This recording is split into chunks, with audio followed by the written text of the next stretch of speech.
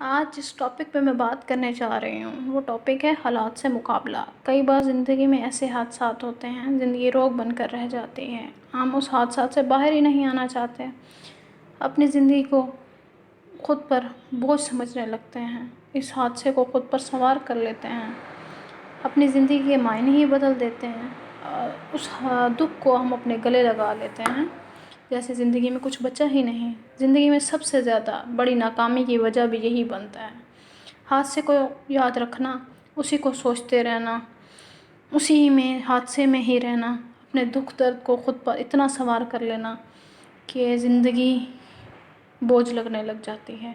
ہم اپنے ساتھ ساتھ اپنے ارمانوں کو بھی خون کر دیتے ہیں۔ زندگی میں پریشانی دو طرح کی ہوتی ہے، ایک وہ جو قدرت کی طرف سے آزمائش ہوتی ہے، اور دوسری انسان اپنی پریشانیاں خود خرید کرتا ہے۔ پریشانی کوئی بھی ہو، ہمت نہیں ہارنی، اس کو فیس کرنا ہے۔ کوشش کرنے سے حالات بدل جاتے ہیں اور ہم اس بات کو بھول جاتے ہیں، خدا کے ہاں دیر ہے اندھیر نہیں۔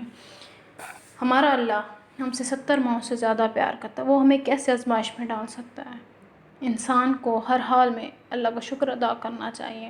جب پریشانی آپ کو پر زیادہ سوار ہونے لگے تو آپ اپنے سے نیچے والے لوگوں پر نظر ڈالو، اللہ کا شکر ادا کرو اور ہمت کر کے آگے بڑھو۔ آج نہیں تو کل کامیابی ضرور ملے گی۔ شکریہ۔